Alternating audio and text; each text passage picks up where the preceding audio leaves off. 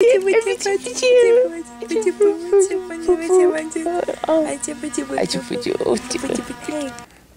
me an extremely long, detailed list of all the reasons you fell in love with me and why you want to be with me forever and ever? Okay, don't get angry, but this is just not the time to have this conversation. I think this is the perfect time for us to be having this conversation!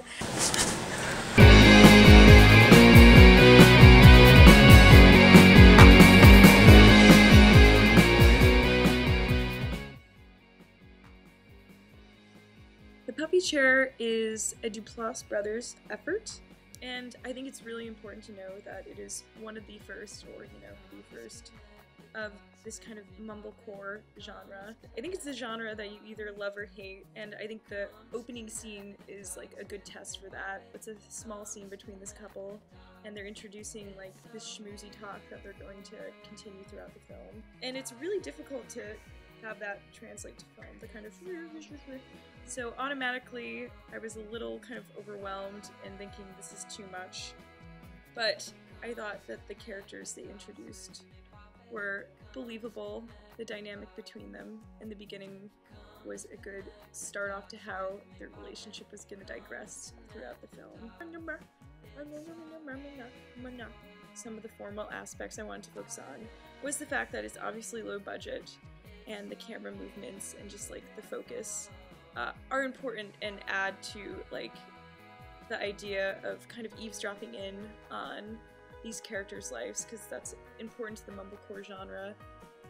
I couldn't really identify with the scenarios, and then the characters became less real to me, especially like the haphazard marriage between Amber and Rhett, Josh's younger brother.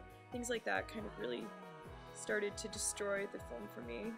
As the plot continued and it got down to some of the final scenes, especially the conversation between Josh and his father about what he should do next, and his father basically says there is no next, and that's incredibly important. And I think if they didn't have that conversation, the movie wouldn't have any redeeming qualities for me, unfortunately. It's about like this kind of like midway point in a relationship where it's like when you're in your 20s, it's like you either keep going or you're done, and it's really shitty and it's terrible. And I think the ending was also successful because of that. You don't really have a firm grasp of what's going to happen next, and I think that's very realistic.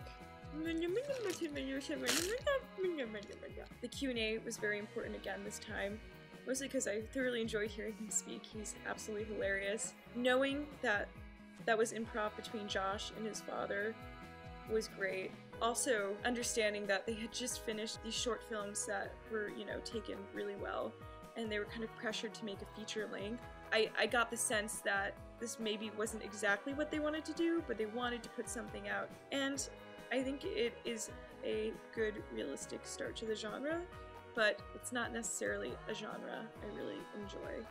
The Puffy Chair had its moments, but another